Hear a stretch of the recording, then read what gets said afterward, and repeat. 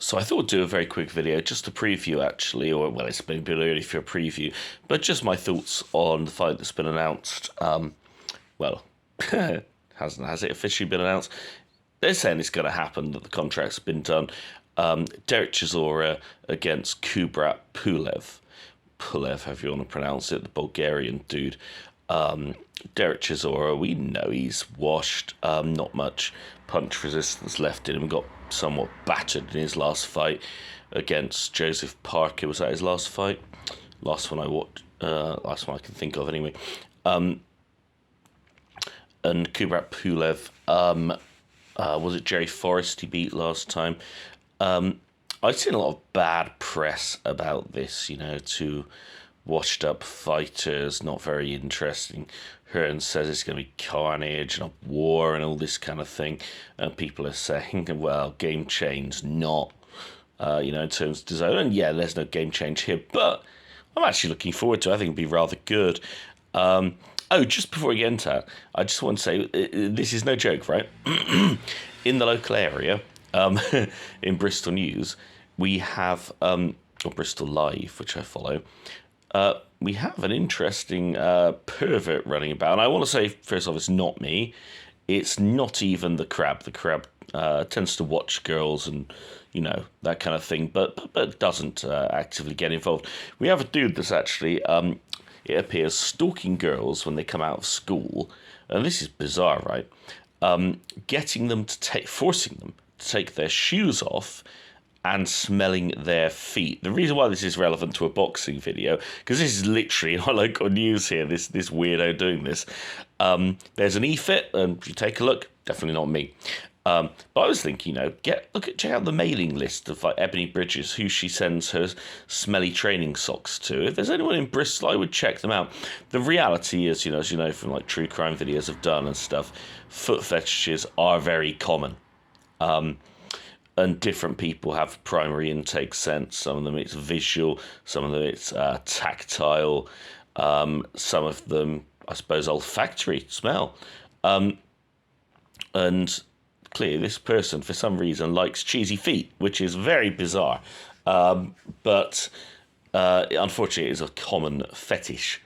And yeah, it's maybe harder to find out who this is. But then again, putting in tips, which person has is there a girl that has a boyfriend that keeps asking them to do weird things with their socks?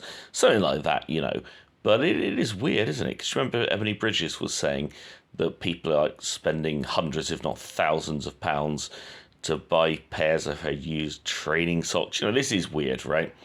But it's the first time I've seen something quite like this in the local news. It's happened outside one or two schools, and there are other accounts now that the police seem to be putting them together. Just a digression. Hopefully this doesn't escalate. Hopefully they catch the pervert. But anyway, so going back to the fight anyhow. So, clearly Derek Chisora's punch resistance is all but gone. That's very clear. However, he's always game for a fight. He's always very belligerent in the build-up. I remember this is a rematch. They did fight one another before, and in that one, it was actually quite closely contested. I can't say it was the most exciting fight, but it was closely contested. I seem to remember the Pulev jab really being the decisive factor, and also the location of it. I don't know if it's in Bulgaria. I remember that Chisora brought along Tyson Fury with him, and they were laughing and joking in the changing room before that. And I was thinking, that's not really the way to get in the mood. I mean, that was just after Tyson Fury had beaten Klitschko. Was that December time, 2015, I think. And it's not the way to get into, the mood for war. Because obviously Fury is, it's going to be an easy fight, you're going to dominate, all this stuff. But, it helps when you're, practically, 6'9" as Fury is, and more skillful and better footwork and everything. And so I see it's being different. Chisora, as I say, always game. I think the Pulev jab will be an issue, that Chisora is going to get hit by a lot of those. Pulev does have a bit of a right hand too. But then again, Chisora is relentless, and if he can close that range, if he's still got a little bit of agility about his footwork. I mean, he has improved in some ways technically.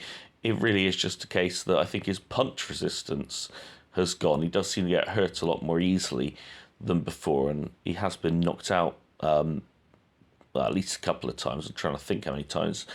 You know, compared with the Takam fight where he won, took loads of punches and everything, then I guess he lost 12 rounds, didn't he, against Parker? But I mean, he was battered from pillar to post, wasn't he? And I think that was a rematch too, wasn't it, the Parker fight? So, yeah, I'm not hating on this fight. I think it'll be quite entertaining. I think Chisora,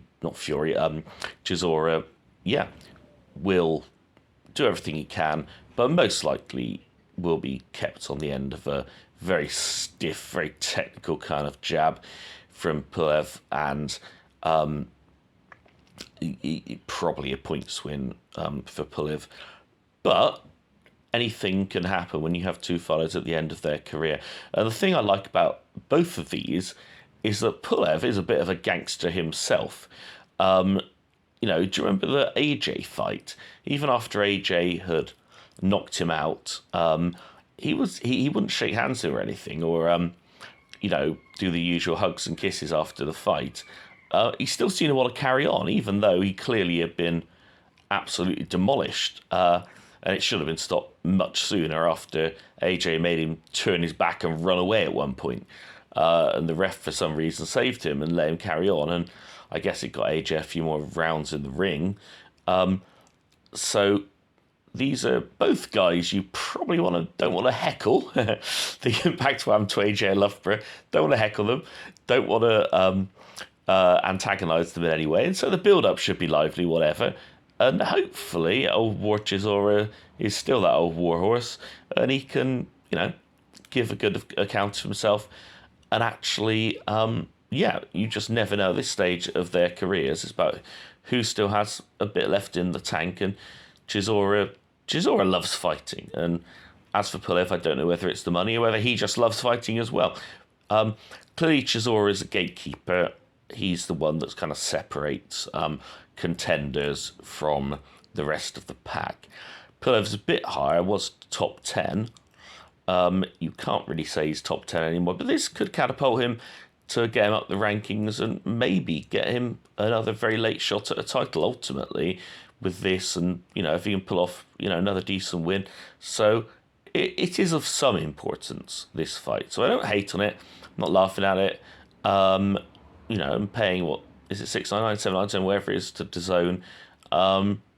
You know, this is a fight that doesn't justify the subscription. I'm still on two minds as to cancel it, but yeah, it'll be entertaining for as long as it lasts. As for Inoue versus Donaire,